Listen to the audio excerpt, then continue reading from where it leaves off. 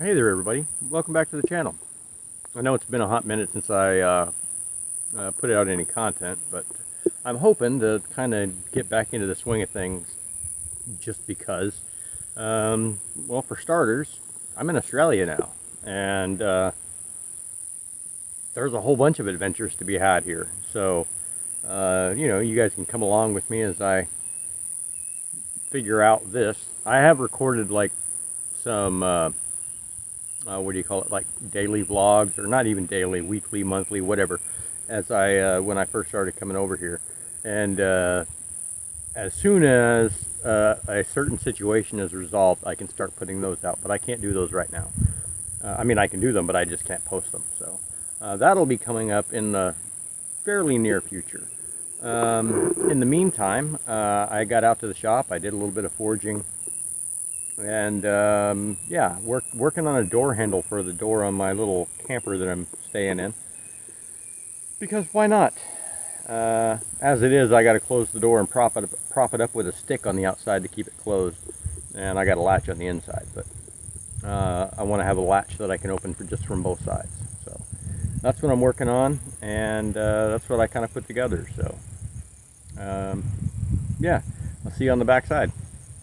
I'm using, I've got some little fire bricks here that I made that I'm using for the little fire pot in this rivet forge.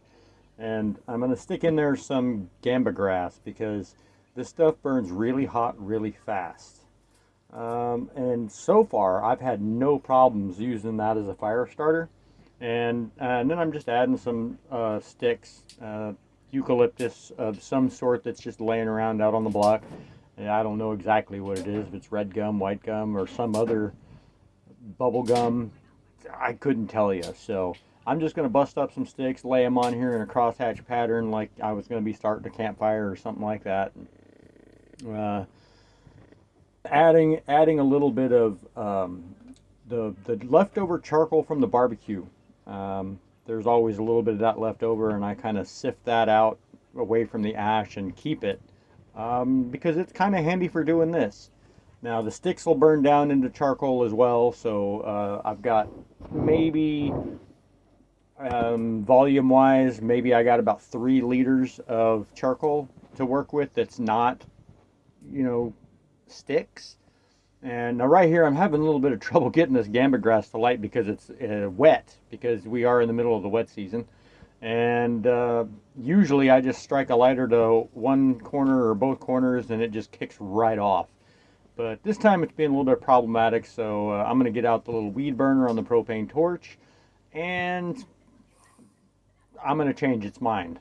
So I want fire, I get fire, and that's my story, and I'm sticking to it. So just a little bit of flame to it, and boom, it's just going to take right off. It doesn't take any more than that.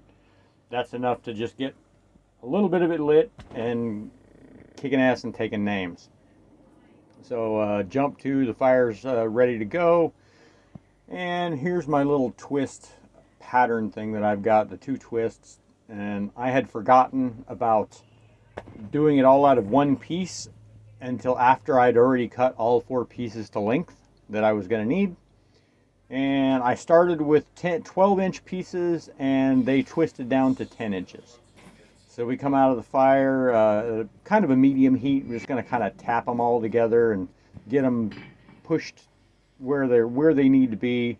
And of course, I can't do any forge welding without throwing on some Christ-Centered Ironworks hot metal glue, because we all know how well that works. And you can basically just pour the glue on there, even on cold metal, and it'll just stick right together. So that's always a good way to go. You can't have too much Christ-Centered Ironworks hot metal glue. And we come out of the forge at what I think is a forge welding temperature, and in hindsight it may have been just a bit cold. I can't really tell, but it looked good to me at the time. And that one looks a little bit better, but maybe not. Now at this point I can see I've got a little bit of a problem arising, whereas each of the twisted pairs has welded together, but they haven't welded to each other. And so I'm trying to just like get that just a little bit of extra heat, and I got that just a touch too hot, I think. Just trying to get that last little bit to weld up. And I'm thinking, oh, maybe if I just go a little bit more, a little bit more.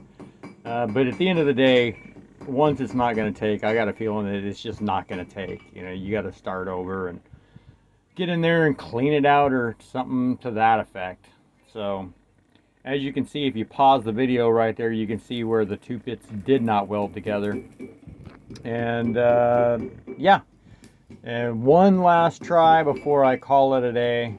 And no, it's definitely a fail. And thanks for hanging out with me for a couple minutes. Yeah, I'm hoping to get back into a little bit more regular content making as I work on little projects down in the shop.